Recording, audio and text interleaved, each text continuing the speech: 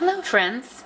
Today I am cooking from the Foxfire book of Appalachian Cookery, the revised edition. And today I am going to be cooking macaroni and cheese. This recipe calls for 1 cup macaroni boiled, 1 cup grated cheese, 1/3 cup milk, 1 to 2 eggs, salt to taste, 1/4 cup soft breadcrumbs. And the directions say to place alternate layers of macaroni and cheese in a buttered baking dish, reserving 2 tablespoons of cheese on the top. Beat the eggs, add milk and salt, pour over macaroni, sprinkle top with remaining cheese, combined with the breadcrumbs, and bake at 400 degrees Fahrenheit until browned. So it doesn't say exactly how long to cook it, but I will be experimenting here and we will figure out how long that is.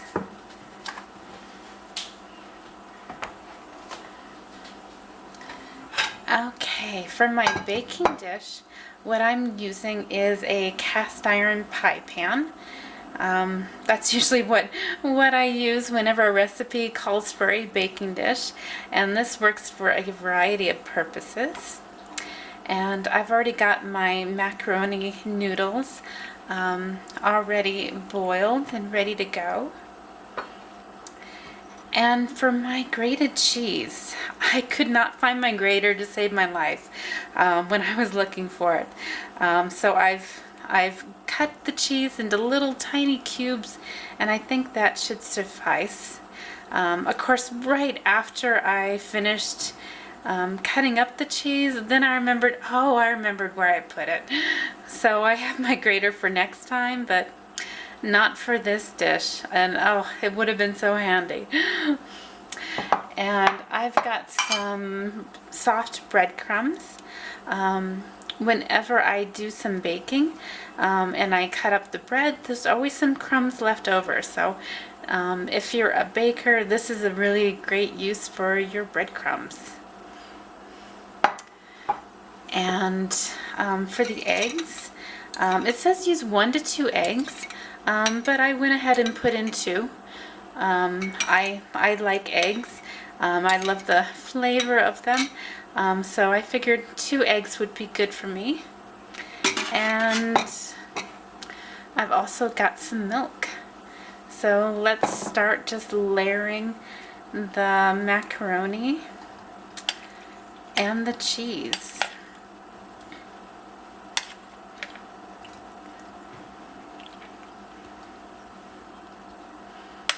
And it does not say how many layers. So this will be interesting as to how much layering is actually needed. But I figure if we've got enough of a layer to coat the pan, that should be enough for layer 1.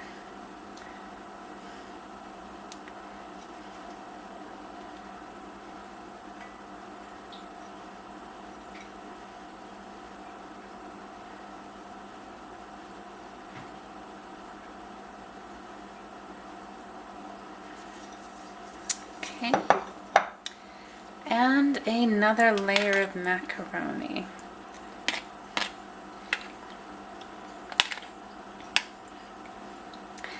And I think I will just pour in the rest of this macaroni. I think that is the thing to do.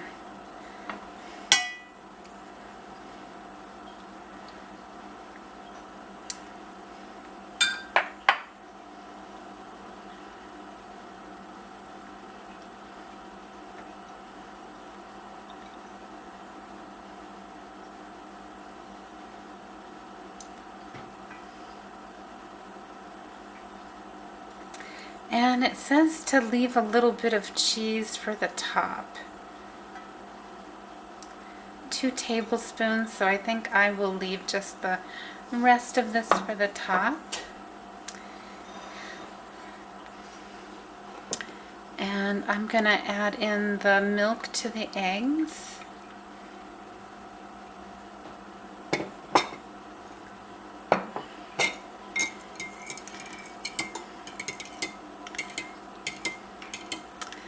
mixing it around a little bit.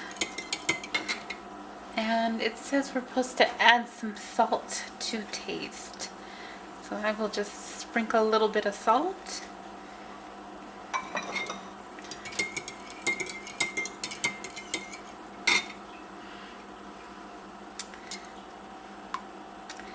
And then we're just going to pour this on the top.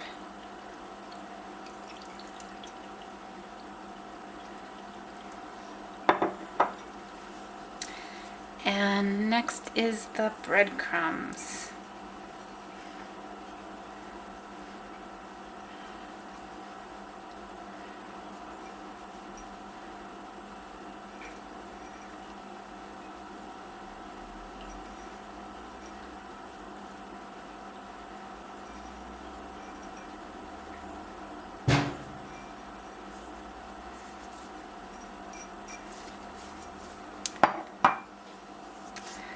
Okay, and a little bit of cheese for the top.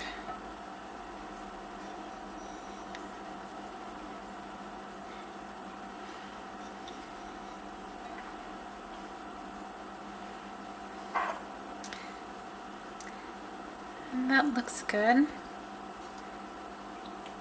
Just gonna smooth that out a little bit. And normally when I'm making macaroni, I would put black pepper or even some oregano, but I will just stick with this recipe and we will see how it turns out. And the oven is up to 400 degrees, so I will pop that in and we'll see how long it takes to cook. The macaroni is out of the oven, and I let it cook for about 50 minutes. I waited until the top looked kind of a dark brown color, which I think is what we're looking for. I was trying not to leave it in too long because I don't want it to be blackened, because I do like my macaroni and cheese to be a little bit creamy. So let's go ahead and take the first taste and see what it's like.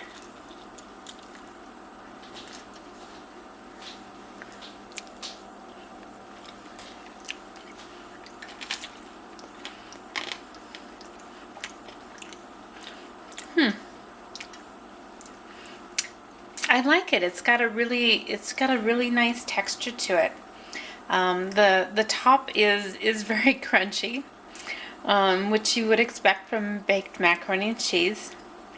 And underneath the pasta is still a little bit soft and creamy.